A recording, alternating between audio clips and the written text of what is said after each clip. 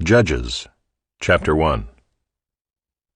After the death of Joshua, the people of Israel inquired of the Lord, "Who shall go up first for us against the Canaanites to fight against them?" The Lord said, "Judah shall go up. Behold, I have given the land into his hand." And Judah said to Simeon his brother, "Come up with me into the territory allotted to me, that we may fight against the Canaanites. And I likewise will go with you into the territory allotted to you." So Simeon went with him. Then Judah went up, and the Lord gave the Canaanites and the Perizzites into their hand, and they defeated 10,000 of them at Bezek. They found Adoni-Bezek at Bezek, and fought against him, and defeated the Canaanites and the Perizzites. Adoni-Bezek fled, but they pursued him and caught him, and cut off his thumbs and his big toes. And Adoni-Bezek said, 70 kings with their thumbs and their big toes cut off used to pick up scraps under my table. As I have done, so God has repaid me. And they brought him to Jerusalem, and he died there. And the men of Judah fought against Jerusalem, and captured it, and struck it with the edge of the sword, and set the city on fire. And afterward the men of Judah went down to fight against the Canaanites who lived in the hill country, in the Negeb, and in the lowland. And Judah went against the Canaanites who lived in Hebron. Now the name of Hebron was formerly Kiriath Arba. And they defeated Sheshai, and Ahiman, and Talmai. From there they went against the inhabitants of Debir. The name of Debir was formerly Kiriath-Sepher. And Caleb said, "He who attacks Kiriath-Sepher and captures it, I will give him Achsah my daughter for a wife." And Othniel the son of Kenaz, Caleb's younger brother, captured it. And he gave him Achsah his daughter for a wife. When she came to him, she urged him to ask her father for a field. And she dismounted from her donkey, and Caleb said to her, "What do you want?" She said to him, "Give me a blessing. Since you have set me in the land of the Negeb, give me also springs of water." And Caleb gave her the upper springs and the lower springs. And the descendants of the Kenite, Moses' father-in-law, went up with the people of Judah from the city of palms into the wilderness of Judah, which lies in the Negeb near Arad. And they went and settled with the people. And Judah went with Simeon his brother, and they defeated the Canaanites, who inhabited Zephath, and devoted it to destruction. So the name of the city was called Hormah. Judah also captured Gaza with its territory, and Ashkelon with its territory, and Ekron with its territory. And the Lord was with Judah, and he took possession of the hill country. But he could not drive out the inhabitants of the plain, because they had chariots of iron. And Hebron was given to Caleb, as Moses had said, and he drove out from it the 3 sons of Anak. But the people of Benjamin did not drive out the Jebusites who lived in Jerusalem, so the Jebusites have lived with the people of Benjamin in Jerusalem to this day. The house of Joseph also went up against Bethel, and the Lord was with them, and the house of Joseph scouted out Bethel. Now the name of the city was formerly Luz, and the spies saw a man coming out of the city, and they said to him, "Please show us the way into the city, and we will deal kindly with you." And he showed them the way into the city, and they struck the city with the edge of the sword, but they let the man and all his family go. And the man went to the land of the Hittites and built a city, and called its name Luz. That is its name to this day. Manasseh did not drive out the inhabitants of Beth-shean and its villages, or Taanach and its villages, or the inhabitants of Dor and its villages, or the inhabitants of Ibleam and its villages, or the inhabitants of Megiddo and its villages, for the Canaanites persisted in dwelling in that land. When Israel grew strong, they put the Canaanites to forced labor, but did not drive them out completely. And Ephraim did not drive out the Canaanites who lived in Gezer, so the Canaanites lived in Gezer among them. Zebulun did not drive out the inhabitants of Kitron, or the inhabitants of Naalol, so the Canaanites lived among them, but became subject to forced labor. Asher did not drive out the inhabitants of Akko, or the inhabitants of Sidon, or of Olab, or of Akzib, or of Helba, or of Aphik, or of Rehob. So the Asherites lived among the Canaanites, the inhabitants of the land, for they did not drive them out. Naphtali did not drive out the inhabitants of Beth-shemesh, or the inhabitants of Beth-anath, so they lived among the Canaanites, the inhabitants of the land. Nevertheless, the inhabitants of Beth-shemesh and of Beth-anath became subject to forced labor for them. The Amorites pressed the people of Dan back into the hill country, for they did not allow them to come down to the plain. The Amorites persisted in dwelling in Mount Heres, in Aijalon, and in Shaalbim, but the hand of the house of Joseph rested heavily on them, and they became subject to forced labor. And the border of the Amorites ran from the ascent of Akrabim, from Selah and upward. Chapter 2. Now the angel of the Lord went up from Gilgal to Bochim, and he said, I brought you up from Egypt, and brought you into the land that I swore to give to your fathers. I said, I will never break my covenant with you, and you shall make no covenant with the inhabitants of this land. You shall break down their altars. But you have not obeyed my voice. What is this you have done? So now I say, I will not drive them out before you, but they shall become thorns in your sides, and their gods shall be a snare to you. As soon as the angel of the Lord spoke these words to all the people of Israel, the people lifted up their voices and wept. And they called the name of that place Bochim, and they sacrificed there to the Lord. When Joshua dismissed the people of Israel went each to his inheritance to take possession of the land. And the people served the Lord all the days of Joshua, and all the days of the elders who outlived Joshua, who had seen all the great work that the Lord had done for Israel. And Joshua the son of Nun, the servant of the Lord, died at the age of 110 years. And they buried him within the boundaries of his inheritance, in Timnath-Heres, in the hill country of Ephraim, north of the mountain of Gaash. And all that generation also were gathered to their fathers. And there arose another generation after them, who did not know the Lord or the work that he had done for Israel. And the people of Israel did what was evil in the sight of the Lord, and served the Baals. And they abandoned the Lord, the God of their fathers, who had brought them out of the land of Egypt. They went after other gods from among the gods of the peoples who were around them, and bowed down to them. And they provoked the Lord to anger. They abandoned the Lord, and served the Baals and the Ashtaroth. So the anger of the Lord was kindled against Israel, and he gave them over to plunderers, who plundered them. And he sold them into the hand of their surrounding enemies, so that they could no longer withstand their enemies. Whenever they marched out, the hand of the Lord was against them for harm, as the Lord had warned, and as the Lord had sworn to them, and they were in terrible distress. Then the Lord raised up judges, who saved them out of the hand of those who plundered them. Yet they did not listen to their judges, for they whored after other gods, and bowed down to them. They soon turned aside from the way in which their fathers had walked, who had obeyed the commandments of the Lord, and they did not do so. Whenever the Lord raised up judges for them, the Lord was with the judge, and he saved them from the hand of their enemies all the days of the judge. For the Lord was moved to pity by their groaning because of those who afflicted and oppressed them. But whenever the judge died, they turned back and were more corrupt than their fathers, going after other gods, serving them and bowing down to them. They did not drop any of their practices or their stubborn ways. So the anger of the Lord was kindled against Israel, and he said, Because this people have transgressed my covenant that I commanded their fathers, and have not obeyed my voice, I will no longer drive out before them any of the nations that Joshua left when he died, in order to test Israel by them, whether they will take care to walk in the way of the Lord as their fathers did, or not. So the Lord left those nations, not driving them out quickly, and he did not give them into the hand of Joshua.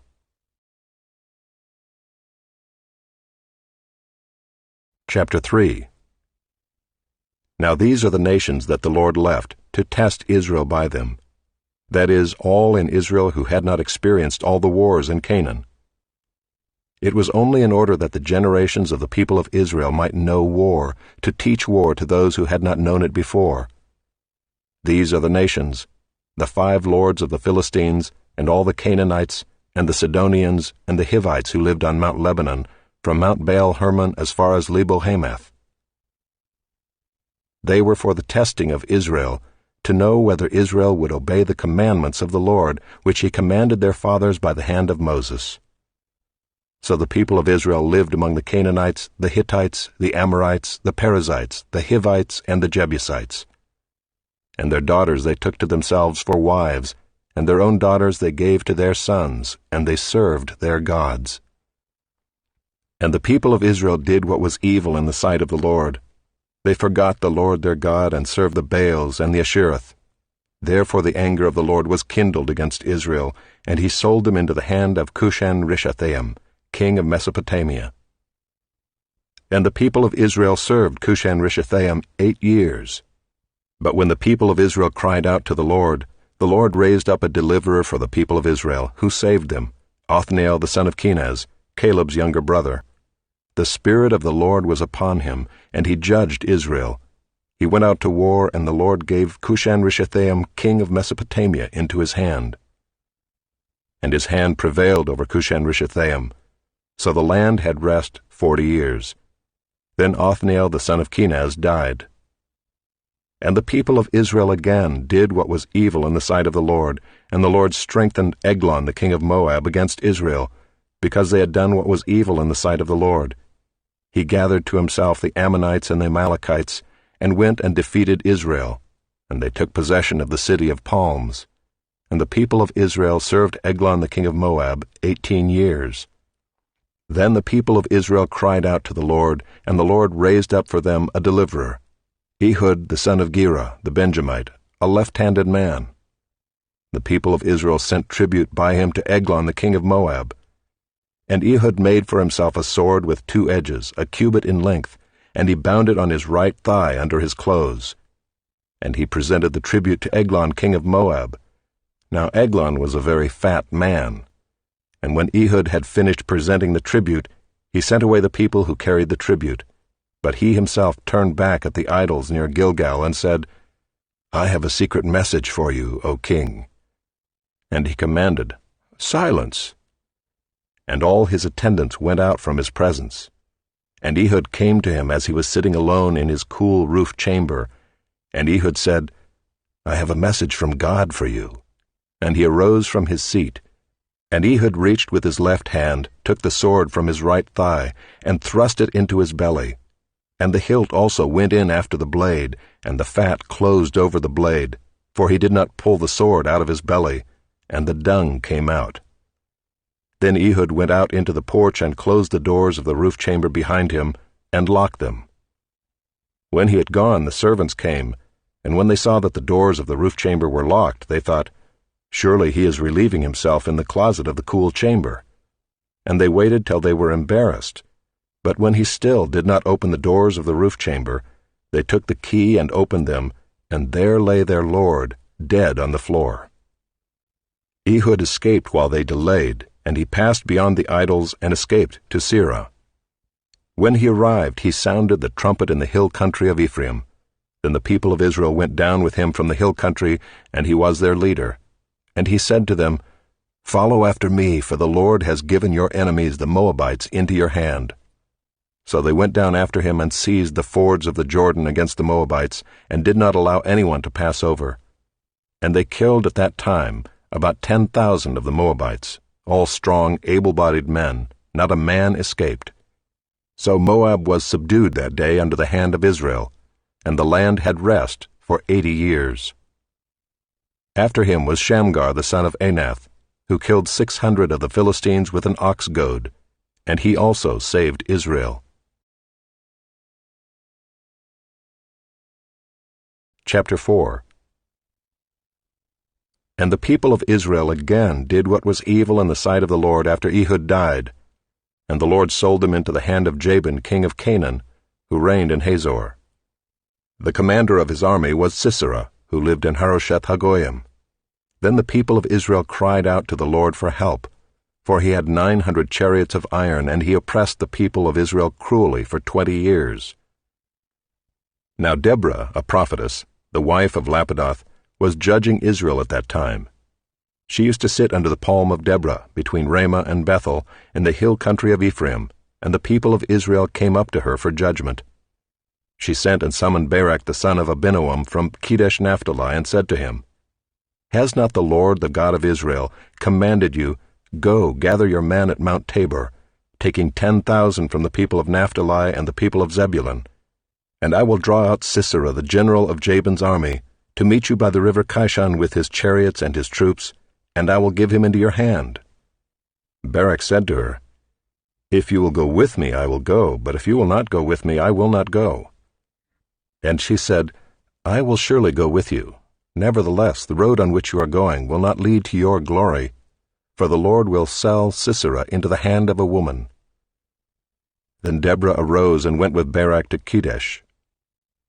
And Barak called out Zebulun and Naphtali to Kedesh, and 10,000 men went up at his heels, and Deborah went up with him. Now Heber the Kenite had separated from the Kenites, the descendants of Hobab the father-in-law of Moses, and had pitched his tent as far away as the oak in Zaanannim, which is near Kedesh. When Sisera was told that Barak the son of Abinoam had gone up to Mount Tabor, Sisera called out all his chariots, 900 chariots of iron, and all the men who were with him, from Harosheth Hagoyim to the river Kishon. And Deborah said to Barak, Up, for this is the day in which the Lord has given Sisera into your hand. Does not the Lord go out before you? So Barak went down from Mount Tabor with 10,000 men following him. And the Lord routed Sisera and all his chariots and all his army before Barak by the edge of the sword. And Sisera got down from his chariot and fled away on foot. And Barak pursued the chariots and the army to Harosheth Hagoyim, and all the army of Sisera fell by the edge of the sword. Not a man was left. But Sisera fled away on foot to the tent of Jael, the wife of Heber the Kenite, for there was peace between Jabin the king of Hazor and the house of Heber the Kenite. And Jael came out to meet Sisera, and said to him, Turn aside, my lord. Turn aside to me, do not be afraid. So he turned aside to her into the tent, and she covered him with a rug. And he said to her, Please give me a little water to drink, for I am thirsty. So she opened a skin of milk, and gave him a drink, and covered him. And he said to her, Stand at the opening of the tent, and if any man comes and asks you, Is anyone here? Say no. But Jael the wife of Heber took a tent peg, and took a hammer in her hand. Then she went softly to him, and drove the peg into his temple, until it went down into the ground while he was lying fast asleep from weariness. So he died. And behold, as Barak was pursuing Sisera, Jael went out to meet him, and said to him, Come, and I will show you the man whom you are seeking. So he went into her tent, and there lay Sisera dead with the tent peg in his temple. So on that day God subdued Jabin the king of Canaan before the people of Israel. And the hand of the people of Israel pressed harder and harder against Jabin the king of Canaan, until they destroyed Jabin king of Canaan.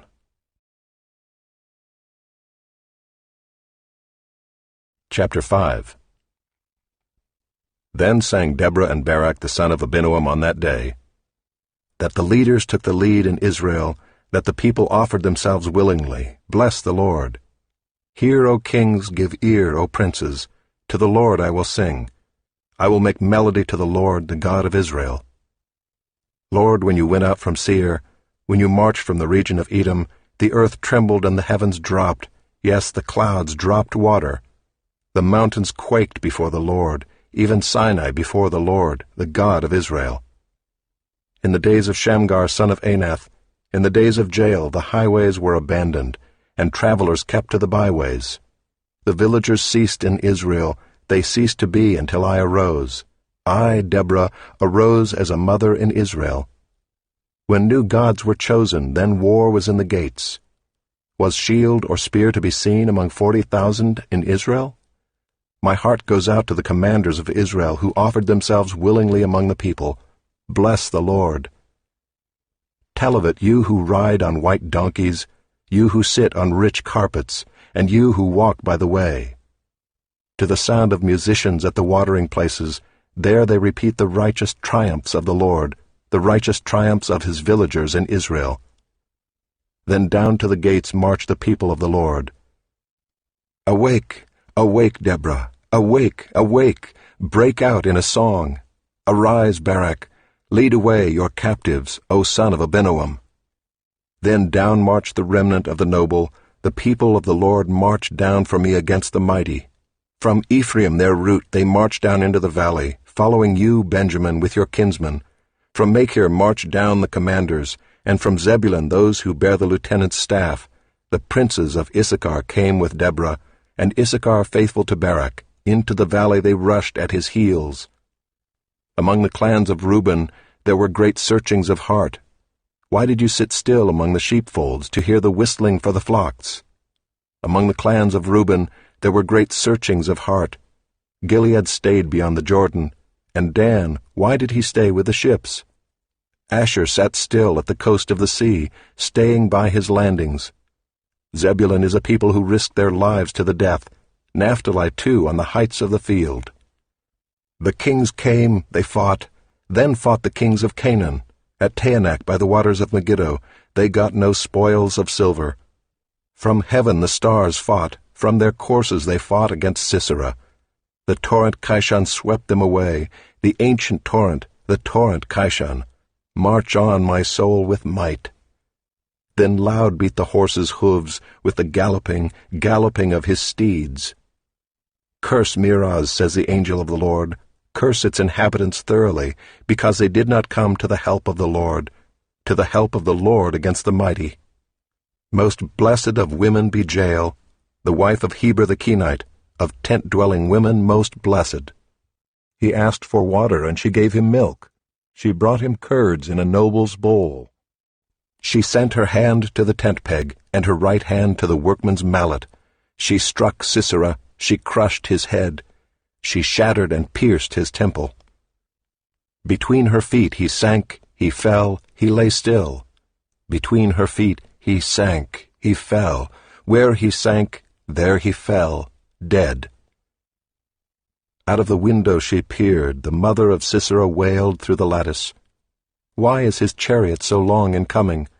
Why tarry the hoofbeats of his chariots? Her wisest princesses answer. Indeed, she answers herself. Have they not found and divided the spoil? A womb or two for every man, spoil of dyed materials for Sisera, spoil of dyed materials embroidered, 2 pieces of dyed work embroidered for the neck as spoil. So may all your enemies perish, O Lord, but your friends be like the sun as he rises in his might. And the land had rest for 40 years.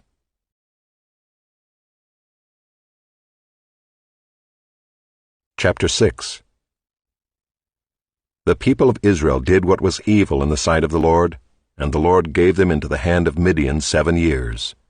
And the hand of Midian overpowered Israel, and because of Midian the people of Israel made for themselves the dens that are in the mountains and the caves and the strongholds.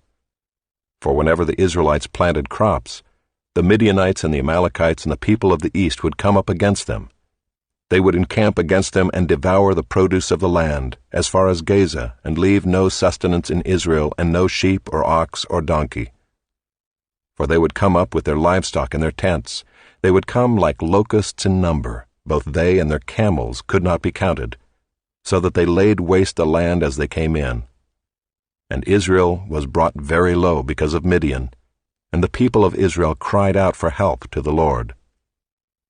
When the people of Israel cried out to the Lord on account of the Midianites, the Lord sent a prophet to the people of Israel, and he said to them, Thus says the Lord, the God of Israel, I led you up from Egypt, and brought you out of the house of slavery.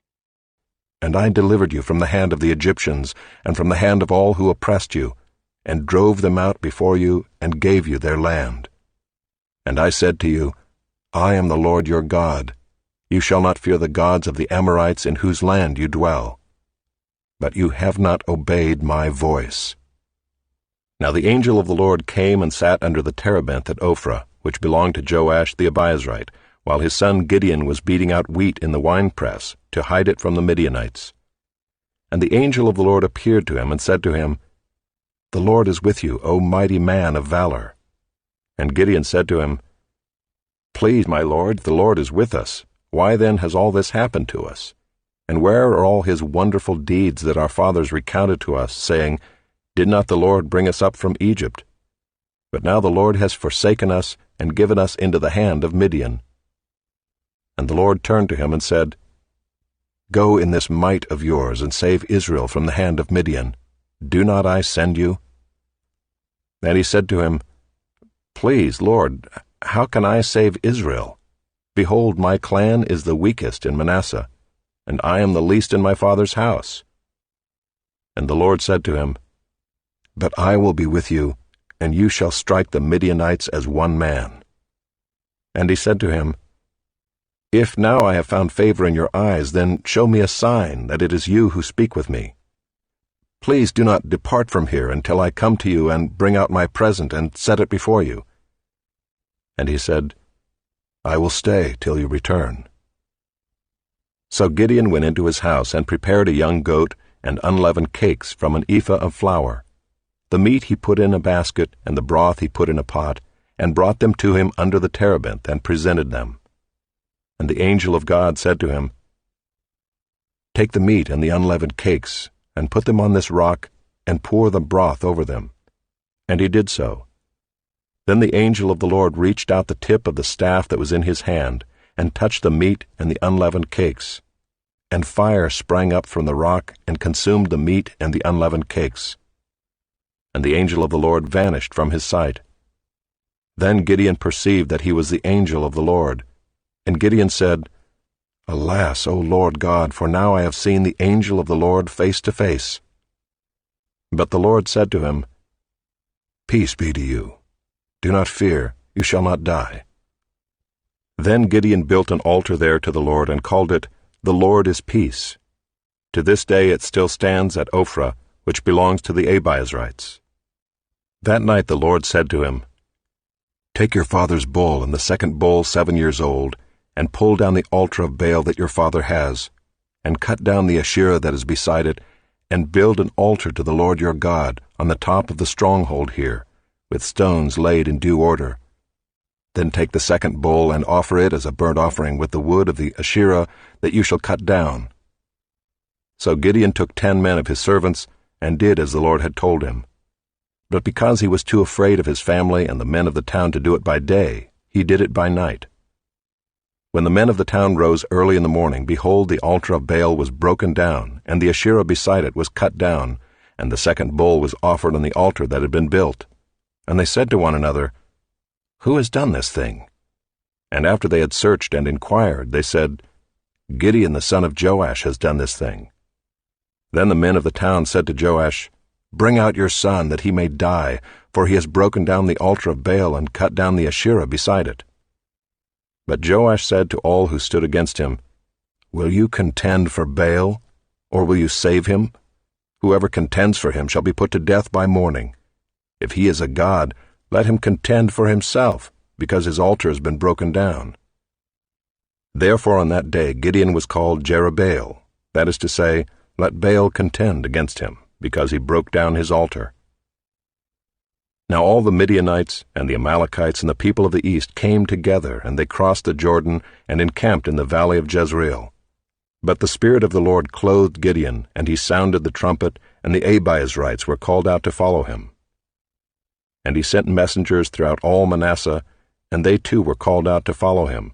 And he sent messengers to Asher, Zebulun, and Naphtali, and they went up to meet them.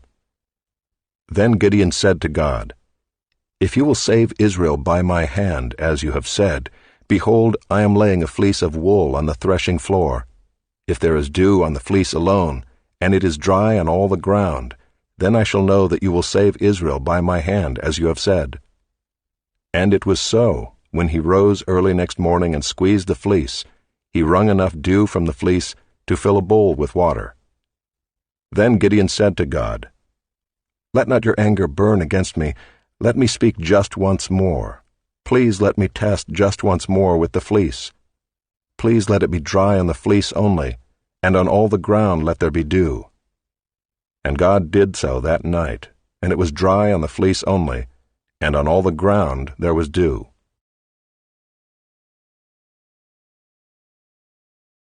Chapter 7.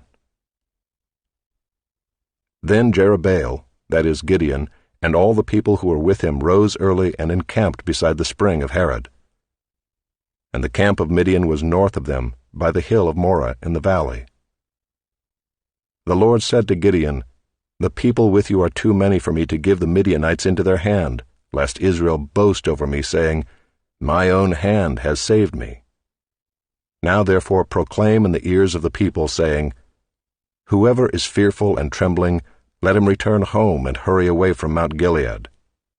Then 22,000 of the people returned, and 10,000 remained. And the Lord said to Gideon, "The people are still too many. Take them down to the water, and I will test them for you there. And any one of whom I say to you, 'This one shall go with you,' shall go with you. And any one of whom I say to you, 'This one shall not go with you,' shall not go." So he brought the people down to the water.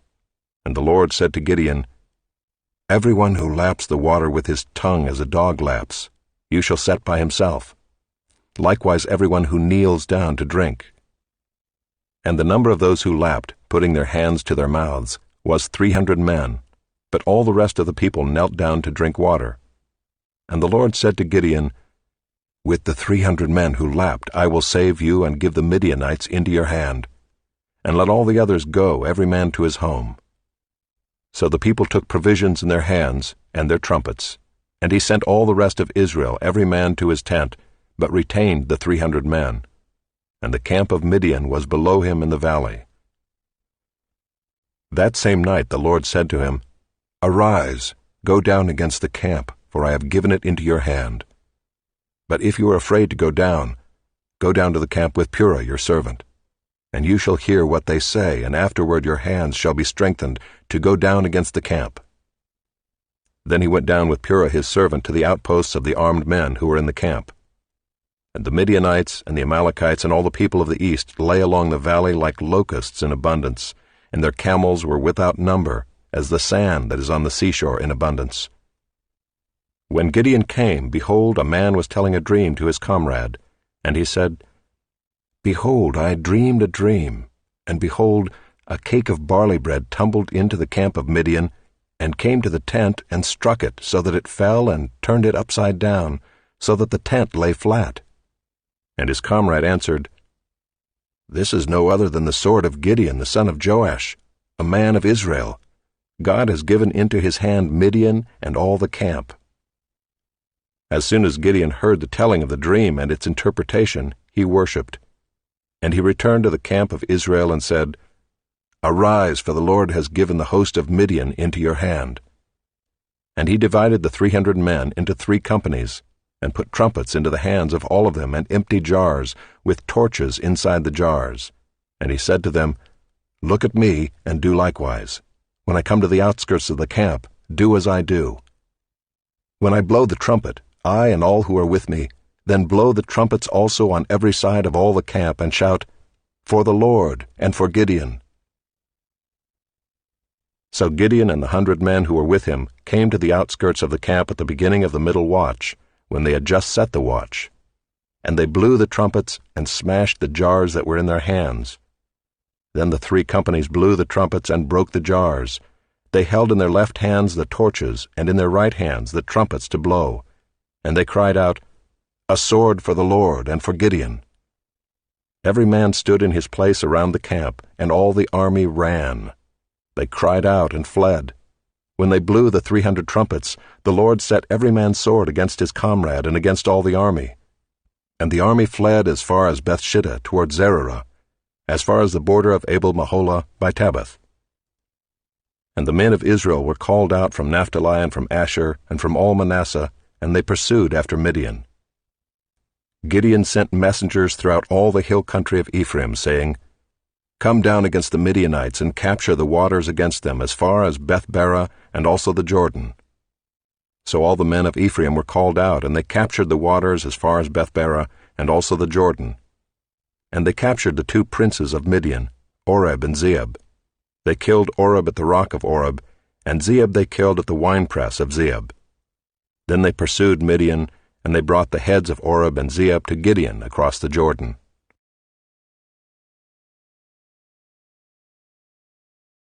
Chapter 8.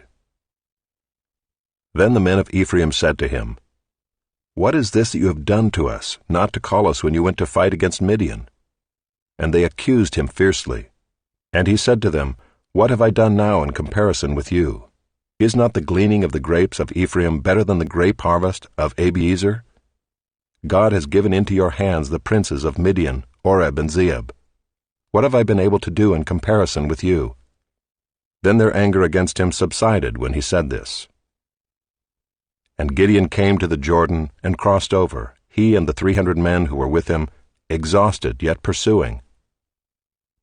So he said to the men of Succoth, "Please give loaves of bread to the people who follow me, for they are exhausted, and I am pursuing after Zebah and Zalmunna, the kings of Midian." And the officials of Succoth said, "Are the hands of Zebah and Zalmunna already in your hand, that we should give bread to your army?" So Gideon said, "Well then, when the Lord has given Zebah and Zalmunna into my hand, I will flail your flesh with the thorns of the wilderness and with briars." And from there he went up to Penuel, and spoke to them in the same way. And the men of Penuel answered him as the men of Succoth had answered. And he said to the men of Penuel, "When I come again in peace, I will break down this tower."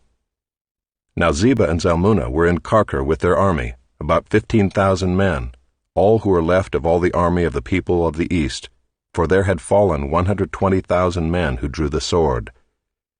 And Gideon went up by the way of the tent dwellers east of Nobah and Jogbehah, and attacked the army, for the army felt secure. And Zebah and Zalmunna fled, and he pursued them and captured the 2 kings of Midian, Zebah and Zalmunna, and he threw all the army into a panic.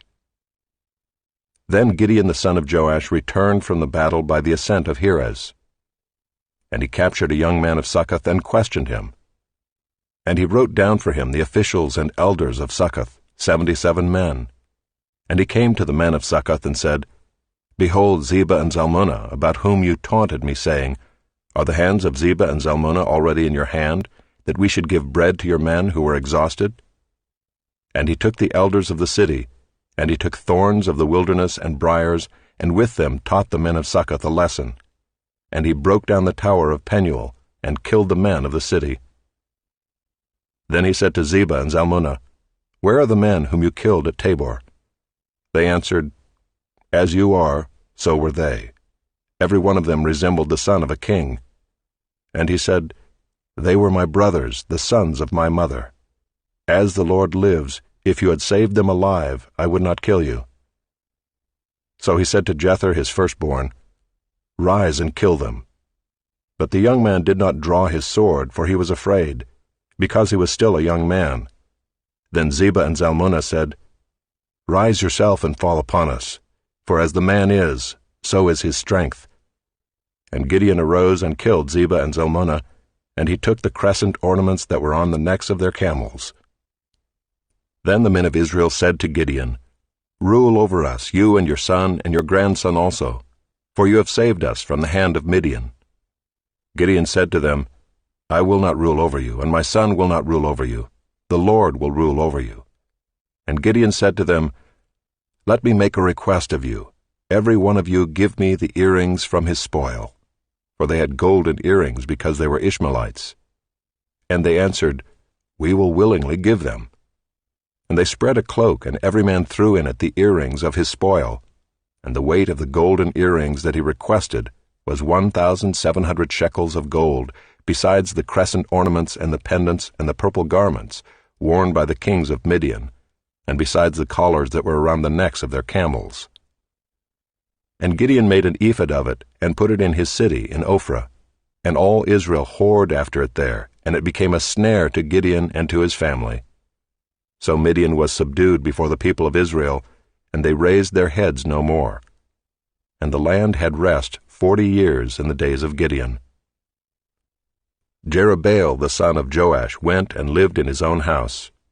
Now Gideon had 70 sons, his own offspring, for he had many wives. And his concubine who was in Shechem also bore him a son, and he called his name Abimelech.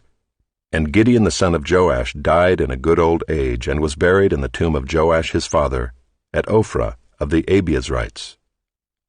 As soon as Gideon died, the people of Israel turned again and whored after the Baals, and made Baal-berith their god. And the people of Israel did not remember the Lord their God, who had delivered them from the hand of all their enemies on every side, and they did not show steadfast love to the family of Jerubbaal, that is Gideon, in return for all the good that he had done to Israel. Chapter 9. Now Abimelech the son of Jerubbaal went to Shechem to his mother's relatives, and said to them and to the whole clan of his mother's family, "Say in the ears of all the leaders of Shechem, Which is better for you, that all 70 of the sons of Jerubbaal rule over you, or that one rule over you? Remember also that I am your bone and your flesh." And his mother's relatives spoke all these words on his behalf in the ears of all the leaders of Shechem, and their hearts inclined to follow Abimelech, for they said, "He is our brother." And they gave him 70 pieces of silver out of the house of Baal-berith, with which Abimelech hired worthless and reckless fellows who followed him. And he went to his father's house at Ophrah and killed his brothers, the sons of Jerubbaal, 70 men on one stone. But Jotham, the youngest son of Jerubbaal, was left, for he hid himself. And all the leaders of Shechem came together, and all Beth Millo, and they went and made Abimelech king by the oak of the pillar at Shechem. When it was told to Jotham, he went and stood on top of Mount Gerizim and cried aloud and said to them, "Listen to me, you leaders of Shechem, that God may listen to you. The trees once went out to anoint a king over them, and they said to the olive tree, 'Reign over us.' But the olive tree said to them, 'Shall I leave my abundance by which gods and men are honored, and go hold sway over the trees?' And the trees said to the fig tree, 'You come and reign over us.' But the fig tree said to them, 'Shall I leave my sweetness and my good fruit, and go hold sway over the trees?' And the trees said to the vine, 'You come and reign over us.' But the vine said to them, 'Shall I leave my wine that cheers God and men, and go hold sway over the trees?' Then all the trees said to the bramble, 'You come and reign over us.' And the bramble said to the trees, 'If in good faith you are anointing me king over you, then come and take refuge in my shade. But if not, let fire come out of the bramble and devour the cedars of Lebanon.' Now therefore, if you acted in good faith and integrity when you made Abimelech king, and if you have dealt well with Jerubbaal and his house, and have done to him as his deeds deserved, for my father fought for you and risked his life, and delivered you from the hand of Midian, and you have risen up against my father's house this day, and have killed his sons, 70 men on one stone, and have made Abimelech the son of his female servant king over the leaders of Shechem, because he is your relative. If you then have acted in good faith and integrity with Jerubbaal and with his house this day, then rejoice in Abimelech, and let him also rejoice in you. But if not, let fire come out from Abimelech and devour the leaders of Shechem and Beth Millo, and let fire come out from the leaders of Shechem and from Beth Millo and devour Abimelech." And Jotham ran away and fled and went to Beer and lived there, because of Abimelech his brother. Abimelech ruled over Israel 3 years. And God sent an evil spirit between Abimelech and the leaders of Shechem, and the leaders of Shechem dealt treacherously with Abimelech, that the violence done to the 70 sons of Jerubbaal might come, and their blood be laid on Abimelech their brother, who killed them, and on the men of Shechem, who strengthened his hands to kill his brothers. And the leaders of Shechem put men in ambush against him on the mountain tops, and they robbed all who passed by them along that way. And it was told to Abimelech. And Gaal the son of Ebed moved into Shechem with his relatives, and the leaders of Shechem put confidence in him. And they went out into the field and gathered the grapes from their vineyards, and trod them, and held a festival. And they went into the house of their God, and ate and drank, and reviled Abimelech. And Gaal the son of Ebed said, "Who is Abimelech, and who are we of Shechem, that we should serve him? Is he not the son of Jerubbaal? And is not Zebul his officer? Serve the men of Hamor the father of Shechem, but why should we serve him? Would that this people were under my hand, then I would remove Abimelech. I would say to Abimelech, 'Increase your army and come out.'" When Zebul the ruler of the city heard the words of Gaal the son of Ebed, his anger was kindled. And he sent messengers to Abimelech secretly, saying, "Behold, Gaal the son of Ebed and his relatives have come to Shechem, and they are stirring up the city against you. Now therefore go by night, you and the people who are with you, and set an ambush in the field. Then in the morning, as soon as the sun is up, rise early and rush upon the city, and when he and the people who are with him come out against you, you may do to them as your hand finds to do." So Abimelech and all the men who were with him rose up by night and set an ambush against Shechem in 4 companies. And Gaal the son of Ebed went out and stood in the entrance of the gate of the city, and Abimelech and the people who were with him rose from the ambush. And when Gaal saw the people, he said to Zebul, "Look, people are coming down from the mountaintops." And Zebul said to him, "You mistake the shadow of the mountains for men." Gaal spoke again and said, "Look, people are coming down from the center of the land, and one company is coming from the direction of the diviner's oak." Then Zebul said to him, "Where is your mouth now, you who said, 'Who is Abimelech, that we should serve him?'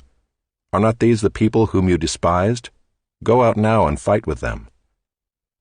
And Gaal went out at the head of the leaders of Shechem and fought with Abimelech. And Abimelech chased him, and he fled before him. And many fell wounded up to the entrance of the gate. And Abimelech lived at Arumah, and Zebul drove out Gaal and his relatives, so that they could not dwell at Shechem. On the following day the people went out into the field, and Abimelech was told. He took his people and divided them into 3 companies, and set an ambush in the fields. And he looked and saw the people coming out of the city, so he rose against them and killed them. Abimelech and the company that was with him rushed forward and stood at the entrance of the gate of the city, while the 2 companies rushed upon all who were in the field and killed them. And Abimelech fought against the city all that day. He captured the city and killed the people who were in it, and he razed the city and sowed it with salt. When all the leaders of the tower of Shechem heard of it, they entered the stronghold of the house of Elbereth. Abimelech was told that all the leaders of the tower of Shechem were gathered together. And Abimelech went up to Mount Zalmon, he and all the people who were with him, and Abimelech took an axe in his hand, and cut down a bundle of brushwood, and took it up and laid it on his shoulder. And he said to the men who were with him, "What you have seen me do, hurry and do as I have done." So every one of the people cut down his bundle, and following Abimelech put it against the stronghold, and they set the stronghold on fire over them, so that all the people of the tower of Shechem also died, about 1,000 men and women. Then Abimelech went to Thebez and encamped against Thebez and captured it. But there was a strong tower within the city, and all the men and women and all the leaders of the city fled to it and shut themselves in, and they went up to the roof of the tower. And Abimelech came to the tower and fought against it and drew near to the door of the tower to burn it with fire. And a certain woman threw an upper millstone on Abimelech's head and crushed his skull. Then he called quickly to the young man, his armor-bearer, and said to him, "Draw your sword and kill me, lest they say of me, 'A woman killed him.'" And his young man thrust him through, and he died. And when the men of Israel saw that Abimelech was dead, every one departed to his home. Thus God returned the evil of Abimelech, which he committed against his father in killing his 70 brothers. And God also made all the evil of the men of Shechem return on their heads, and upon them came the curse of Jotham the son of Jerubbaal.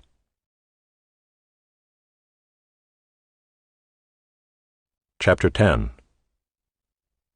After Abimelech there arose to save Israel Tola the son of Puah, the son of Dodo, a man of Issachar, and he lived at Shamir in the hill country of Ephraim. And he judged Israel 23 years. Then he died, and was buried at Shamir. After him arose Jair the Gileadite, who judged Israel 22 years. And he had 30 sons who rode on 30 donkeys, and they had 30 cities, called Havoth-Jair to this day, which are in the land of Gilead. And Jair died and was buried in Kamon. The people of Israel again did what was evil in the sight of the Lord, and served the Baals and the Ashtaroth, the gods of Syria, the gods of Sidon, the gods of Moab, the gods of the Ammonites, and the gods of the Philistines. And they forsook the Lord and did not serve him. So the anger of the Lord was kindled against Israel, and he sold them into the hand of the Philistines, and into the hand of the Ammonites. And they crushed and oppressed the people of Israel that year. For 18 years they oppressed all the people of Israel who were beyond the Jordan in the land of the Amorites, which is in Gilead. And the Ammonites crossed the Jordan to fight also against Judah, and against Benjamin, and against the house of Ephraim, so that Israel was severely distressed. And the people of Israel cried out to the Lord, saying, "We have sinned against you, because we have forsaken our God, and have served the Baals." And the Lord said to the people of Israel, "Did I not save you from the Egyptians, and from the Amorites, from the Ammonites, and from the Philistines? The Sidonians also, and the Amalekites, and the Maonites oppressed you, and you cried out to me, and I saved you out of their hand. Yet you have forsaken me and served other gods. Therefore I will save you no more. Go and cry out to the gods whom you have chosen. Let them save you in the time of your distress." And the people of Israel said to the Lord, "We have sinned. Do to us whatever seems good to you. Only please deliver us this day." So they put away the foreign gods from among them and served the Lord, and he became impatient over the misery of Israel. Then the Ammonites were called to arms, and they encamped in Gilead. And the people of Israel came together, and they encamped at Mizpah. And the people, the leaders of Gilead, said one to another, "Who is the man who will begin to fight against the Ammonites? He shall be head over all the inhabitants of Gilead."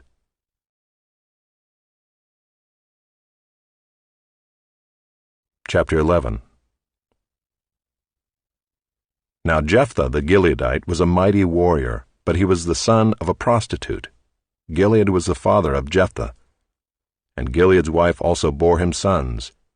And when his wife's sons grew up, they drove Jephthah out and said to him, "You shall not have an inheritance in our father's house, for you are the son of another woman."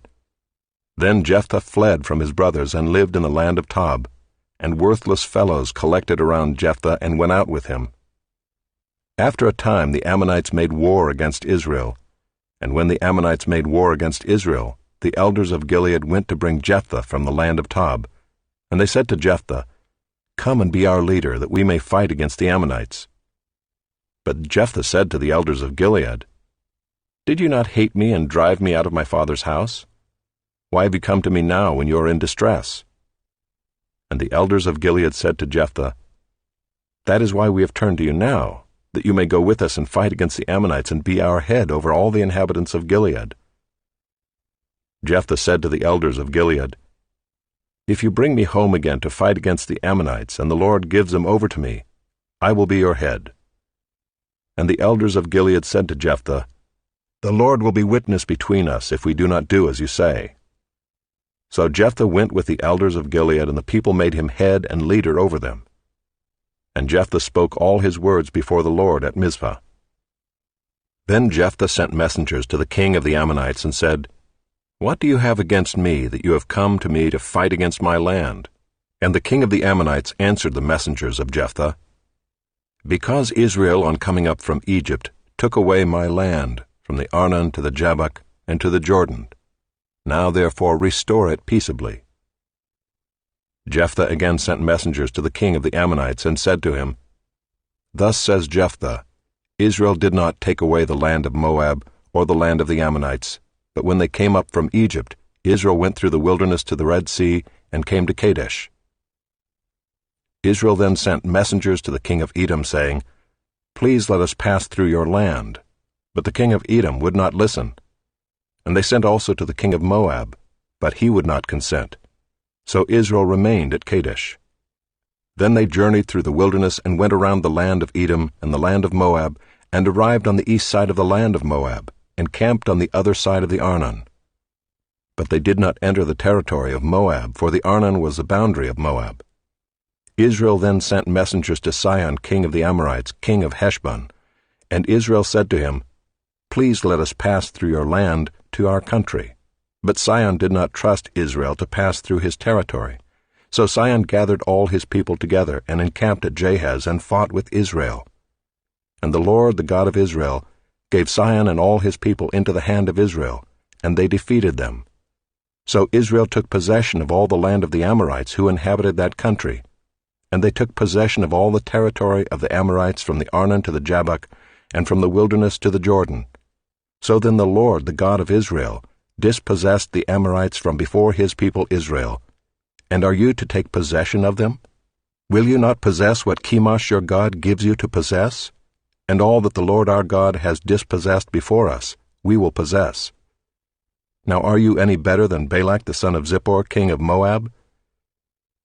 Did he ever contend against Israel, or did he ever go to war with them? While Israel lived in Heshbon and its villages, and in Aroer and its villages, and in all the cities that are on the banks of the Arnon 300 years, why did you not deliver them within that time? I therefore have not sinned against you, and you do me wrong by making war on me. The Lord, the judge, decide this day between the people of Israel and the people of Ammon." But the king of the Ammonites did not listen to the words of Jephthah that he sent to him. Then the Spirit of the Lord was upon Jephthah, and he passed through Gilead and Manasseh, and passed on to Mizpah of Gilead, and from Mizpah of Gilead he passed on to the Ammonites.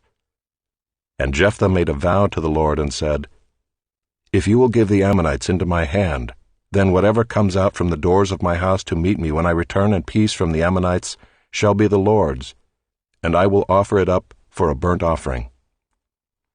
So Jephthah crossed over to the Ammonites to fight against them, and the Lord gave them into his hand. And he struck them from Aroer to the neighborhood of Minnith 20 cities, and as far as Abel-keramim, with a great blow. So the Ammonites were subdued before the people of Israel. Then Jephthah came to his home at Mizpah, and behold, his daughter came out to meet him with tambourines and with dances. She was his only child. Besides her he had neither son nor daughter. And as soon as he saw her, he tore his clothes and said, "Alas, my daughter, you have brought me very low, and you have become the cause of great trouble to me. For I have opened my mouth to the Lord, and I cannot take back my vow." And she said to him, "My father, you have opened your mouth to the Lord. Do to me according to what has gone out of your mouth, now that the Lord has avenged you on your enemies, on the Ammonites." So she said to her father, "Let this thing be done for me. Leave me alone 2 months, that I may go up and down on the mountains and weep for my virginity, I and my companions." So he said, "Go." Then he sent her away for 2 months, and she departed, she and her companions, and wept for her virginity on the mountains. And at the end of 2 months she returned to her father, who did with her according to his vow that he had made. She had never known a man, and it became a custom in Israel that the daughters of Israel went year by year to lament the daughter of Jephthah the Gileadite 4 days in the year. Chapter 12. The men of Ephraim were called to arms, and they crossed to Zaphon and said to Jephthah, "Why did you cross over to fight against the Ammonites, and did not call us to go with you? We will burn your house over you with fire." And Jephthah said to them, "I and my people had a great dispute with the Ammonites, and when I called you, you did not save me from their hand. And when I saw that you would not save me, I took my life in my hand and crossed over against the Ammonites. And the Lord gave them into my hand. Why then have you come up to me this day to fight against me?" Then Jephthah gathered all the men of Gilead and fought with Ephraim. And the men of Gilead struck Ephraim, because they said, "You are fugitives of Ephraim, you Gileadites, in the midst of Ephraim and Manasseh." And the Gileadites captured the fords of the Jordan against the Ephraimites. And when any of the fugitives of Ephraim said, "Let me go over," the men of Gilead said to him, "Are you an Ephraimite?" When he said no, they said to him, "Then say Shibboleth." And he said, "Sibboleth," for he could not pronounce it right. Then they seized him and slaughtered him at the fords of the Jordan. At that time 42,000 of the Ephraimites fell. Jephthah judged Israel 6 years. Then Jephthah the Gileadite died and was buried in his city in Gilead. After him Ibzan of Bethlehem judged Israel. He had 30 sons and 30 daughters he gave in marriage outside his clan, and 30 daughters he brought in from outside for his sons. And he judged Israel 7 years. Then Ibzan died and was buried at Bethlehem.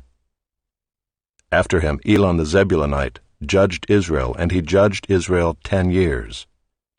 Then Elon the Zebulunite died and was buried at Aijalon in the land of Zebulun.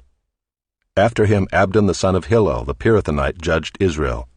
He had 40 sons and 30 grandsons, who rode on 70 donkeys, and he judged Israel 8 years. Then Abdon the son of Hillel the Pirathonite died and was buried at Pirathon in the land of Ephraim, in the hill country of the Amalekites.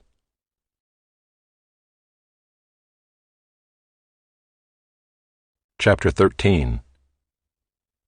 And the people of Israel again did what was evil in the sight of the Lord. So the Lord gave them into the hand of the Philistines for 40 years. There was a certain man of Zorah, of the tribe of the Danites, whose name was Manoah. And his wife was barren and had no children. And the angel of the Lord appeared to the woman and said to her, Behold, you are barren and have not borne children, but you shall conceive and bear a son. Therefore be careful and drink no wine or strong drink, and eat nothing unclean.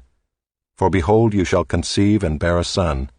No razor shall come upon his head, for the child shall be a Nazirite to God from the womb, and he shall begin to save Israel from the hand of the Philistines. Then the woman came and told her husband, A man of God came to me, and his appearance was like the appearance of the angel of God, very awesome. I did not ask him where he was from, and he did not tell me his name. But he said to me, Behold, you shall conceive and bear a son. So then drink no wine or strong drink, and eat nothing unclean, for the child shall be a Nazirite to God from the womb to the day of his death. Then Manoah prayed to the Lord, and said, O Lord, please let the man of God whom you sent come again to us and teach us what we are to do with the child who will be born. And God listened to the voice of Manoah, and the angel of God came again to the woman as she sat in the field. But Manoah her husband was not with her. So the woman ran quickly and told her husband, Behold, the man who came to me the other day has appeared to me. And Manoah arose and went after his wife, and came to the man and said to him, Are you the man who spoke to this woman? And he said, I am. And Manoah said, Now when your words come true, what is to be the child's manner of life, and what is his mission?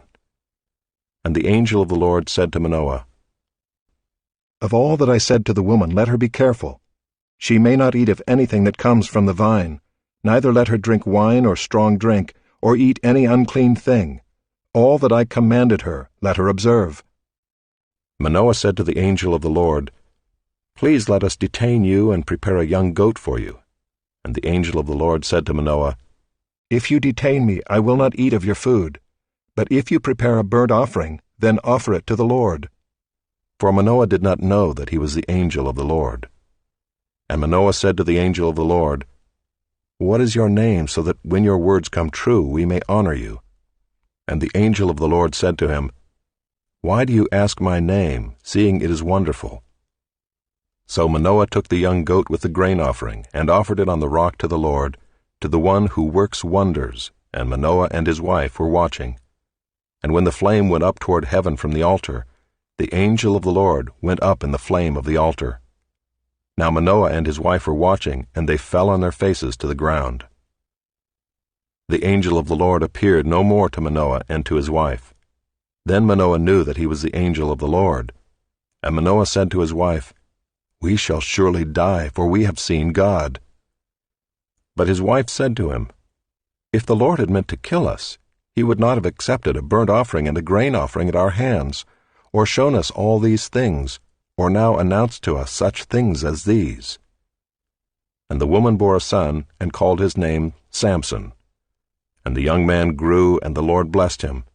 And the Spirit of the Lord began to stir him in Mahanadan, between Zorah and Eshtaol.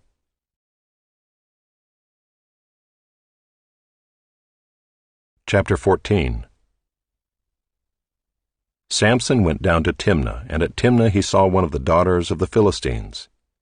Then he came up and told his father and mother, I saw one of the daughters of the Philistines at Timnah. Now get her for me as my wife. But his father and mother said to him, Is there not a woman among the daughters of your relatives, or among all our people, that you must go to take a wife from the uncircumcised Philistines? But Samson said to his father, Get her for me, for she is right in my eyes. His father and mother did not know that it was from the Lord, for he was seeking an opportunity against the Philistines. At that time the Philistines ruled over Israel. Then Samson went down with his father and mother to Timnah, and they came to the vineyards of Timnah. And behold, a young lion came toward him, roaring. Then the Spirit of the Lord rushed upon him, and although he had nothing in his hand, he tore the lion in pieces as one tears a young goat. But he did not tell his father or his mother what he had done. Then he went down and talked with the woman, and she was right in Samson's eyes. After some days he returned to take her, and he turned aside to see the carcass of the lion, and behold, there was a swarm of bees in the body of the lion, and honey. He scraped it out into his hands and went on, eating as he went. And he came to his father and mother and gave some to them, and they ate. But he did not tell them that he had scraped the honey from the carcass of the lion. His father went down to the woman, and Samson prepared a feast there, for so the young men used to do. As soon as the people saw him, they brought 30 companions to be with him. And Samson said to them, "Let me now put a riddle to you. If you can tell me what it is within the 7 days of the feast and find it out, then I will give you 30 linen garments and 30 changes of clothes. But if you cannot tell me what it is, then you shall give me 30 linen garments and 30 changes of clothes." And they said to him, "Put your riddle, that we may hear it." And he said to them, "Out of the eater came something to eat. Out of the strong came something sweet." And in 3 days they could not solve the riddle. On the 4th day they said to Samson's wife, "Entice your husband to tell us what the riddle is, lest we burn you and your father's house with fire. Have you invited us here to impoverish us?" And Samson's wife wept over him and said, "You only hate me, you do not love me. You have put a riddle to my people, and you have not told me what it is." And he said to her, "Behold, I have not told my father nor my mother. And shall I tell you?" She wept before him the 7 days that their feast lasted, and on the 7th day he told her, because she pressed him hard. Then she told the riddle to her people. And the men of the city said to him on the 7th day, before the sun went down, "What is sweeter than honey? What is stronger than a lion?" And he said to them, "If you had not plowed with my heifer, you would not have found out my riddle." And the Spirit of the Lord rushed upon him, and he went down to Ashkelon, and struck down 30 men of the town, and took their spoil, and gave the garments to those who had told the riddle. In hot anger he went back to his father's house. And Samson's wife was given to his companion, who had been his best man.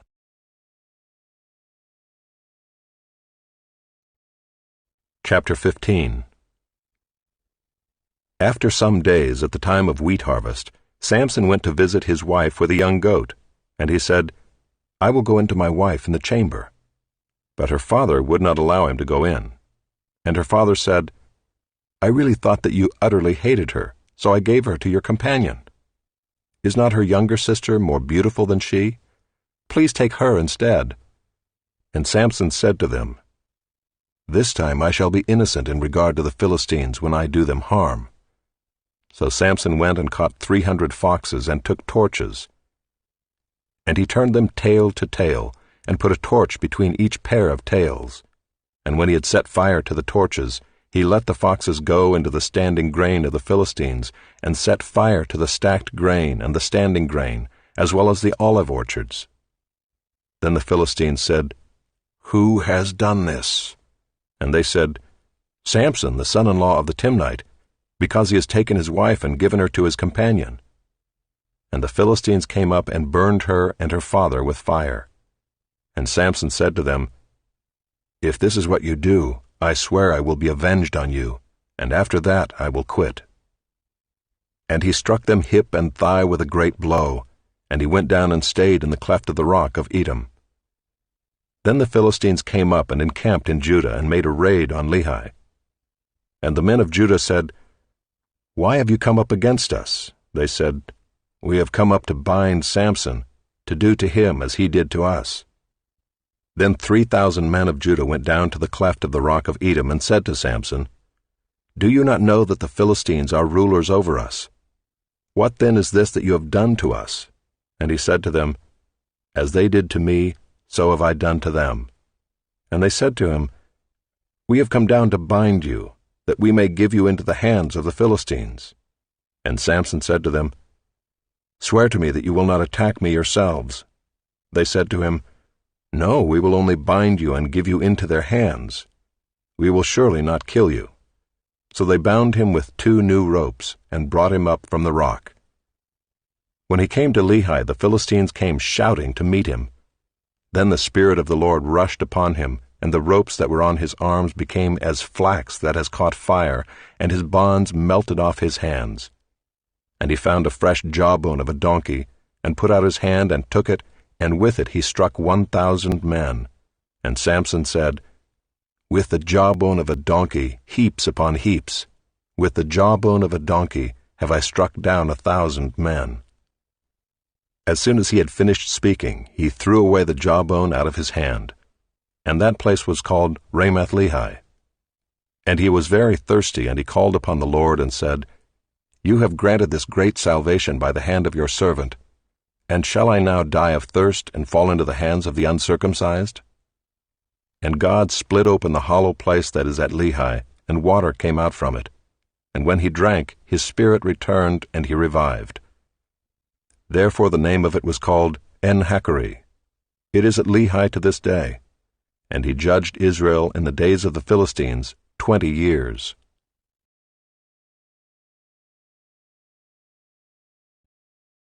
Chapter 16. Samson went to Gaza, and there he saw a prostitute, and he went into her. The Gazites were told, Samson has come here. And they surrounded the place and set an ambush for him all night at the gate of the city. They kept quiet all night, saying, Let us wait till the light of the morning, then we will kill him. But Samson lay till midnight, and at midnight he arose and took hold of the doors of the gate of the city and the 2 posts, and pulled them up, bar and all, and put them on his shoulders and carried them to the top of the hill that is in front of Hebron. After this he loved a woman in the valley of Sorek, whose name was Delilah. And the lords of the Philistines came up to her and said to her, Seduce him and see where his great strength lies, and by what means we may overpower him, that we may bind him to humble him. And we will each give you 1,100 pieces of silver. So Delilah said to Samson, Please tell me where your great strength lies, and how you might be bound, that one could subdue you. Samson said to her, If they bind me with 7 fresh bowstrings that have not been dried, then I shall become weak and be like any other man. Then the lords of the Philistines brought up to her 7 fresh bowstrings that had not been dried, and she bound him with them. Now she had men lying in ambush in an inner chamber, and she said to him, The Philistines are upon you, Samson. But he snapped the bowstrings as a thread of flax snaps when it touches the fire. So the secret of his strength was not known. Then Delilah said to Samson, Behold, you have mocked me and told me lies. Please tell me how you might be bound. And he said to her, If they bind me with new ropes that have not been used, then I shall become weak and be like any other man. So Delilah took new ropes and bound him with them and said to him, The Philistines are upon you, Samson. And the men lying in ambush were in an inner chamber, but he snapped the ropes off his arms like a thread. Then Delilah said to Samson, Until now you have mocked me and told me lies. Tell me how you might be bound. And he said to her, If you weave the 7 locks of my head with the web and fasten it tight with a pin, then I shall become weak and be like any other man. So while he slept, Delilah took the 7 locks of his head and wove them into the web. And she made them tight with a pin and said to him, The Philistines are upon you, Samson. But he awoke from his sleep and pulled away the pin, the loom, and the web. And she said to him, How can you say, I love you, when your heart is not with me? You have mocked me these 3 times, and you have not told me where your great strength lies. And when she pressed him hard with her words day after day, and urged him, his soul was vexed to death. And he told her all his heart, and said to her, A razor has never come upon my head, for I have been a Nazirite to God from my mother's womb. If my head is shaved, then my strength will leave me, and I shall become weak and be like any other man. When Delilah saw that he had told her all his heart, she sent and called the lords of the Philistines, saying, Come up again, for he has told me all his heart. Then the lords of the Philistines came up to her and brought the money in their hands. She made him sleep on her knees, and she called a man and had him shave off the 7 locks of his head. Then she began to torment him, and his strength left him. And she said, The Philistines are upon you, Samson. And he awoke from his sleep and said, I will go out as at other times and shake myself free. But he did not know that the Lord had left him. And the Philistines seized him and gouged out his eyes, and brought him down to Gaza and bound him with bronze shackles. And he ground at the mill in the prison. But the hair of his head began to grow again after it had been shaved. Now the lords of the Philistines gathered to offer a great sacrifice to Dagon their god, and to rejoice. And they said, "Our God has given Samson our enemy into our hand." And when the people saw him, they praised their God, for they said, "Our God has given our enemy into our hand, the ravager of our country, who has killed many of us." And when their hearts were merry, they said, "Call Samson that he may entertain us." So they called Samson out of the prison, and he entertained them. They made him stand between the pillars.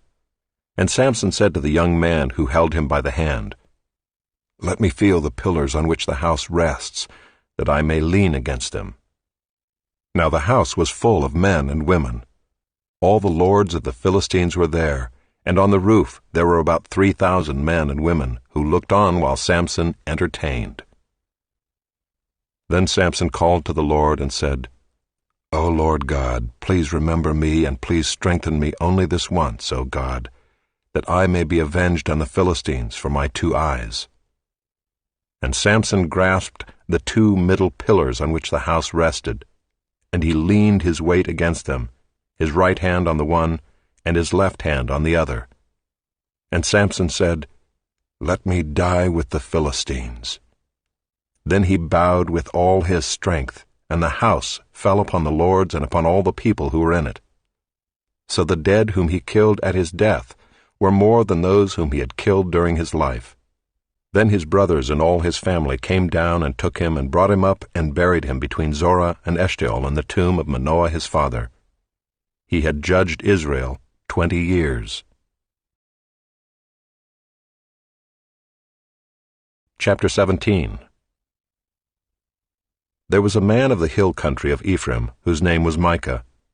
And he said to his mother, "The 1,100 pieces of silver that were taken from you, about which you uttered a curse and also spoke it in my ears, behold, the silver is with me, I took it." And his mother said, "Blessed be my son by the Lord." And he restored the 1,100 pieces of silver to his mother.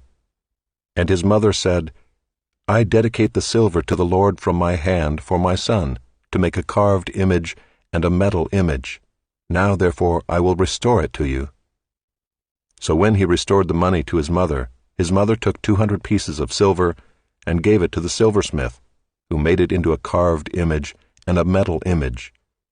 And it was in the house of Micah. And the man Micah had a shrine, and he made an ephod and household gods, and ordained one of his sons who became his priest. In those days there was no king in Israel. Everyone did what was right in his own eyes. Now there was a young man of Bethlehem in Judah, of the family of Judah, who was a Levite, and he sojourned there. And the man departed from the town of Bethlehem in Judah to sojourn where he could find a place. And as he journeyed, he came to the hill country of Ephraim, to the house of Micah. And Micah said to him, "Where do you come from?" And he said to him, "I am a Levite of Bethlehem in Judah, and I am going to sojourn where I may find a place." And Micah said to him, "Stay with me and be to me a father and a priest, and I will give you 10 pieces of silver a year, and a suit of clothes and your living." And the Levite went in, and the Levite was content to dwell with the man, and the young man became to him like one of his sons. And Micah ordained the Levite, and the young man became his priest and was in the house of Micah. Then Micah said, "Now I know that the Lord will prosper me, because I have a Levite as priest."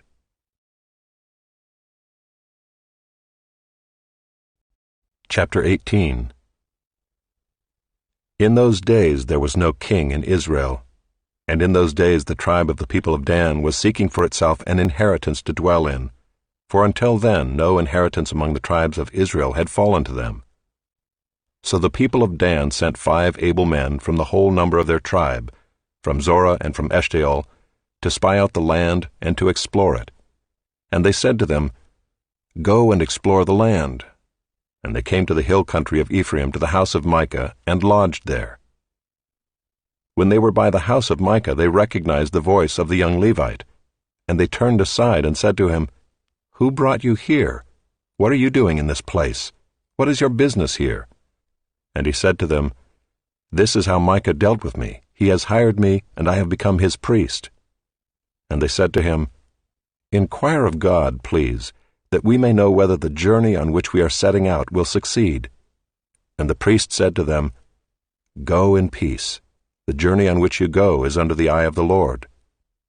Then the 5 men departed and came to Laish, and saw the people who were there, how they lived in security, after the manner of the Sidonians, quiet and unsuspecting, lacking nothing that is in the earth, and possessing wealth, and how they were far from the Sidonians and had no dealings with anyone. And when they came to their brothers at Zorah and Eshtaol, their brothers said to them, "What do you report?" They said, "Arise and let us go up against them, for we have seen the land, and behold, it is very good. And will you do nothing? Do not be slow to go, to enter in and possess the land. As soon as you go, you will come to an unsuspecting people. The land is spacious, for God has given it into your hands, a place where there is no lack of anything that is in the earth."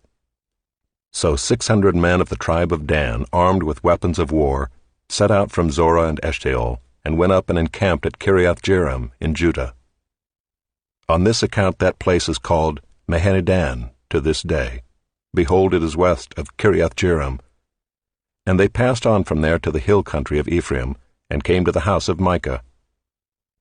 Then the 5 men who had gone to scout out the country of Laish said to their brothers, "Do you know that in these houses there are an ephod, household gods, a carved image, and a metal image? Now therefore consider what you will do." And they turned aside there and came to the house of the young Levite, at the home of Micah, and asked him about his welfare. Now the 600 men of the Danites, armed with their weapons of war, stood by the entrance of the gate. And the 5 men who had gone to scout out the land went up and entered and took the carved image, the ephod, the household gods, and the metal image, while the priest stood by the entrance of the gate with the 600 men armed with weapons of war. And when these went into Micah's house and took the carved image, the ephod, the household gods, and the metal image, the priest said to them, "What are you doing?" And they said to him, "Keep quiet, put your hand on your mouth, and come with us, and be to us a father and a priest. Is it better for you to be priest to the house of one man, or to be priest to a tribe and clan in Israel?" And the priest's heart was glad. He took the ephod and the household gods and the carved image, and went along with the people. So they turned and departed, putting the little ones and the livestock and the goods in front of them. When they had gone a distance from the home of Micah, the men who were in the houses near Micah's house were called out, and they overtook the people of Dan. And they shouted to the people of Dan, who turned around and said to Micah, "What is the matter with you, that you come with such a company?" And he said, "You take my gods that I made and the priest, and go away, and what have I left? How then do you ask me, what is the matter with you?" And the people of Dan said to him, "Do not let your voice be heard among us, lest angry fellows fall upon you, and you lose your life with the lives of your household." Then the people of Dan went their way, and when Micah saw that they were too strong for him, he turned and went back to his home. But the people of Dan took what Micah had made and the priest who belonged to him, and they came to Laish, to a people quiet and unsuspecting, and struck them with the edge of the sword and burned the city with fire. And there was no deliverer, because it was far from Sidon, and they had no dealings with anyone. It was in the valley that belongs to Beth-rehob. Then they rebuilt the city and lived in it, and they named the city Dan, after the name of Dan their ancestor, who was born to Israel. But the name of the city was Laish at the first. And the people of Dan set up the carved image for themselves, and Jonathan the son of Gershom, son of Moses, and his sons were priests to the tribe of the Danites until the day of the captivity of the land. So they set up Micah's carved image that he made, as long as the house of God was at Shiloh. Chapter 19. In those days, when there was no king in Israel, a certain Levite was sojourning in the remote parts of the hill country of Ephraim, who took to himself a concubine from Bethlehem in Judah. And his concubine was unfaithful to him, and she went away from him to her father's house at Bethlehem in Judah, and was there some 4 months. Then her husband arose and went after her to speak kindly to her and bring her back. He had with him his servant and a couple of donkeys, and she brought him into her father's house. And when the girl's father saw him, he came with joy to meet him. And his father-in-law, the girl's father, made him stay, and he remained with him 3 days. So they ate and drank and spent the night there. And on the 4th day they arose early in the morning, and he prepared to go. But the girl's father said to his son-in-law, "Strengthen your heart with a morsel of bread, and after that you may go." So the 2 of them sat and ate and drank together. And the girl's father said to the man, "Be pleased to spend the night, and let your heart be merry." And when the man rose up to go, his father-in-law pressed him, till he spent the night there again. And on the 5th day he arose early in the morning to depart. And the girl's father said, "Strengthen your heart, and wait until the day declines." So they ate, both of them. And when the man and his concubine and his servant rose up to depart, his father-in-law, the girl's father, said to him, "Behold, now the day has waned toward evening. Please spend the night. Behold, the day draws to its close. Lodge here and let your heart be merry, and tomorrow you shall arise early in the morning for your journey and go home." But the man would not spend the night. He rose up and departed and arrived opposite Jebus, that is, Jerusalem. He had with him a couple of saddled donkeys, and his concubine was with him. When they were near Jebus, the day was nearly over, and the servant said to his master, "Come now, let us turn aside to the city of the Jebusites and spend the night in it." And his master said to him, "We will not turn aside into the city of foreigners, who do not belong to the people of Israel, but we will pass on to Gibeah." And he said to his young man, "Come and let us draw near to one of these places and spend the night at Gibeah or at Ramah." So they passed on and went their way. And the sun went down on them near Gibeah, which belongs to Benjamin, and they turned aside there to go in and spend the night at Gibeah. And he went in and sat down in the open square of the city, for no one took them into his house to spend the night. And behold, an old man was coming from his work in the field at evening. The man was from the hill country of Ephraim, and he was sojourning in Gibeah. The men of the place were Benjaminites. And he lifted up his eyes and saw the traveler in the open square of the city. And the old man said, "Where are you going? And where do you come from?" And he said to him, "We are passing from Bethlehem in Judah to the remote parts of the hill country of Ephraim, from which I come. I went to Bethlehem in Judah, and I am going to the house of the Lord, but no one has taken me into his house. We have straw and feed for our donkeys, with bread and wine for me and your female servant and the young man with your servants. There is no lack of anything." And the old man said, "Peace be to you. I will care for all your wants. Only do not spend the night in the square." So he brought him into his house and gave the donkeys feed, and they washed their feet and ate and drank. As they were making their hearts merry, behold, the men of the city, worthless fellows, surrounded the house, beating on the door. And they said to the old man, the master of the house, "Bring out the man who came into your house, that we may know him." And the man, the master of the house, went out to them and said to them, "No, my brothers, do not act so wickedly. Since this man has come into my house, do not do this vile thing. Behold, here are my virgin daughter and his concubine. Let me bring them out now. Violate them and do with them what seems good to you, but against this man do not do this outrageous thing." But the men would not listen to him. So the man seized his concubine and made her go out to them. And they knew her and abused her all night until the morning. And as the dawn began to break, they let her go. And as morning appeared, the woman came and fell down at the door of the man's house where her master was, until it was light. And her master rose up in the morning, and when he opened the doors of the house and went out to go on his way, behold, there was his concubine lying at the door of the house, with her hands on the threshold. He said to her, "Get up, let us be going." But there was no answer. Then he put her on the donkey, and the man rose up and went away to his home. And when he entered his house, he took a knife, and taking hold of his concubine, he divided her limb by limb into 12 pieces, and sent her throughout all the territory of Israel. And all who saw it said, Such a thing has never happened or been seen from the day that the people of Israel came up out of the land of Egypt until this day. Consider it, take counsel, and speak.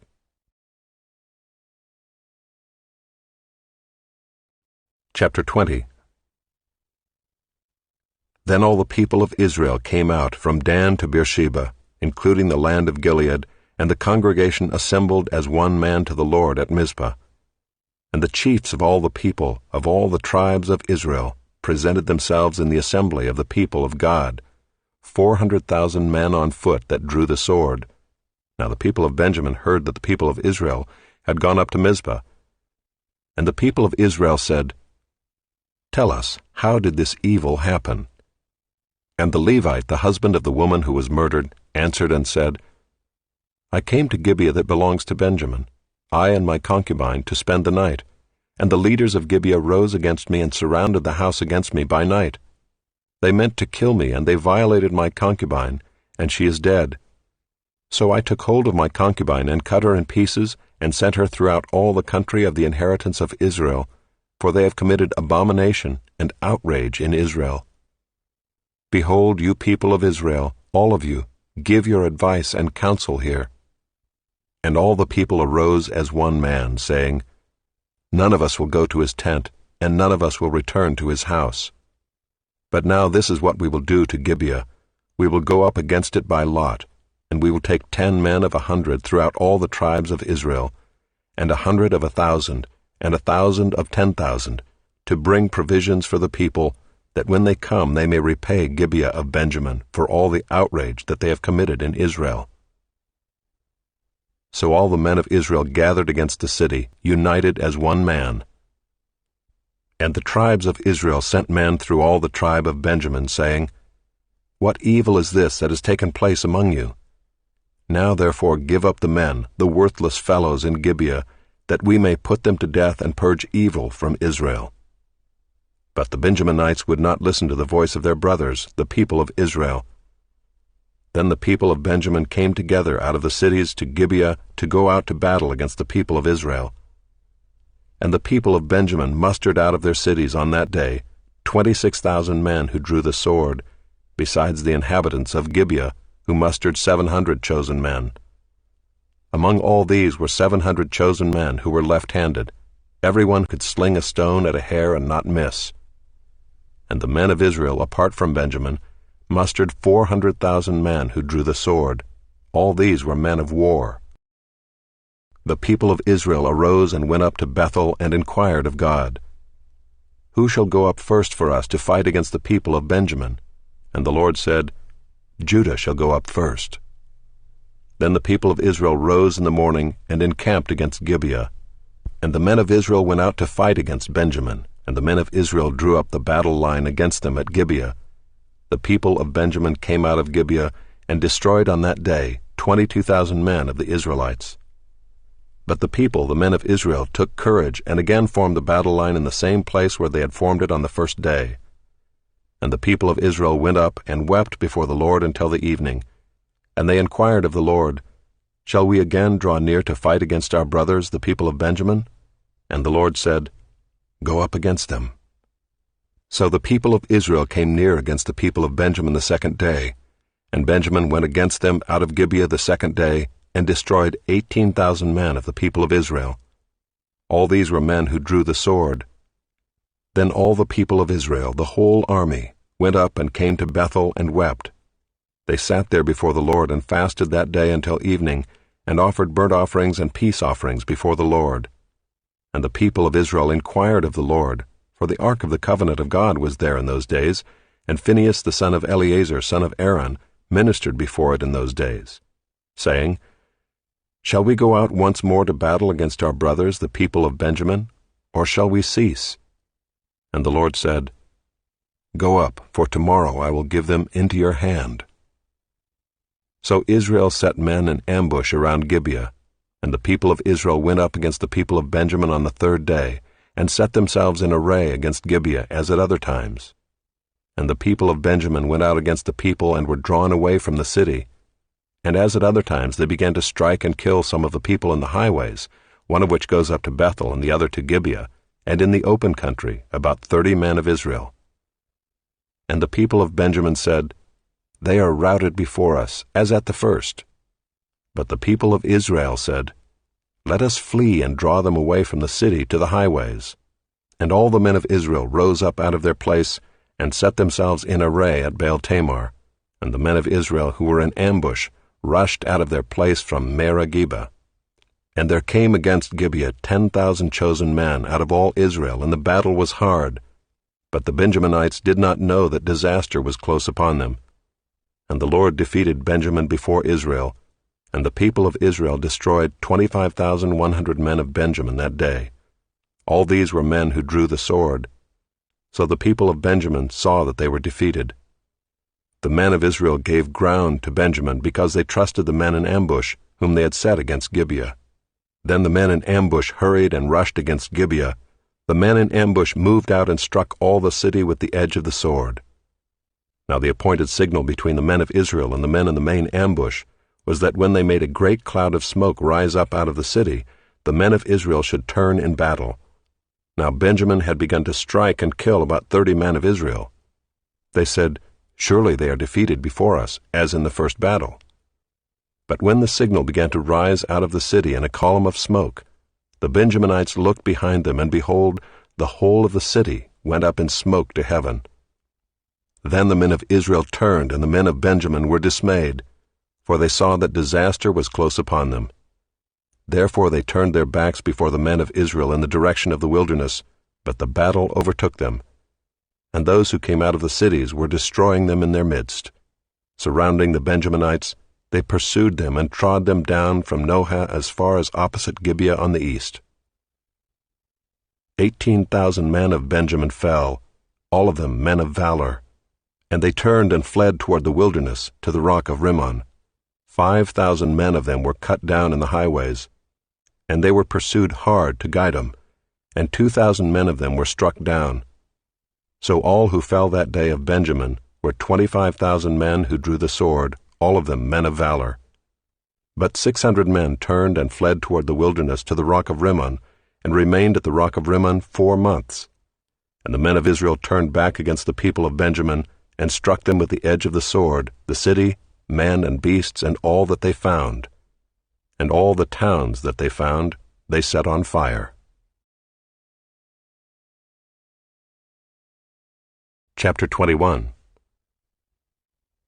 Now the men of Israel had sworn at Mizpah, No one of us shall give his daughter in marriage to Benjamin. And the people came to Bethel, and sat there till evening before God, and they lifted up their voices and wept bitterly. And they said, O Lord, the God of Israel, why has this happened in Israel, that today there should be one tribe lacking in Israel? And the next day the people rose early and built there an altar and offered burnt offerings and peace offerings. And the people of Israel said, Which of all the tribes of Israel did not come up in the assembly to the Lord? For they had taken a great oath concerning him who did not come up to the Lord to Mizpah, saying, He shall surely be put to death. And the people of Israel had compassion for Benjamin their brother, and said, One tribe is cut off from Israel this day. What shall we do for wives for those who are left, since we have sworn by the Lord that we will not give them any of our daughters for wives? And they said, What one is there of the tribes of Israel that did not come up to the Lord to Mizpah? And behold, no one had come to the camp from Jabesh-Gilead to the assembly. For when the people were mustered, behold, not one of the inhabitants of Jabesh-Gilead was there. So the congregation sent 12,000 of their bravest men there, and commanded them, Go and strike the inhabitants of Jabesh-Gilead with the edge of the sword, also the women and the little ones. This is what you shall do. Every male and every woman that has lain with a male you shall devote to destruction. And they found among the inhabitants of Jabesh-Gilead 400 young virgins who had not known a man by lying with him, and they brought them to the camp at Shiloh, which is in the land of Canaan. Then the whole congregation sent word to the people of Benjamin who were at the rock of Rimmon, and proclaimed peace to them. And Benjamin returned at that time, and they gave them the women whom they had saved alive of the women of Jabesh-Gilead, but they were not enough for them. And the people had compassion on Benjamin, because the Lord had made a breach in the tribes of Israel. Then the elders of the congregation said, "What shall we do for wives for those who are left, since the women are destroyed out of Benjamin?" And they said, "There must be an inheritance for the survivors of Benjamin, that a tribe not be blotted out from Israel. Yet we cannot give them wives from our daughters." For the people of Israel had sworn, "Cursed be he who gives a wife to Benjamin." So they said, "Behold, there is the yearly feast of the Lord at Shiloh, which is north of Bethel on the east of the highway that goes up from Bethel to Shechem, and south of Lebonah." And they commanded the people of Benjamin, saying, "Go and lie in ambush in the vineyards and watch. If the daughters of Shiloh come out to dance in the dances, then come out of the vineyards and snatch each man his wife from the daughters of Shiloh, and go to the land of Benjamin. And when their fathers or their brothers come to complain to us, we will say to them, Grant them graciously to us, because we did not take for each man of them his wife in battle, neither did you give them to them, else you would now be guilty." And the people of Benjamin did so, and took their wives, according to their number, from the dancers whom they carried off. Then they went and returned to their inheritance, and rebuilt the towns, and lived in them. And the people of Israel departed from there at that time, every man to his tribe and family, and they went out from there every man to his inheritance. In those days there was no king in Israel. Everyone did what was right in his own eyes.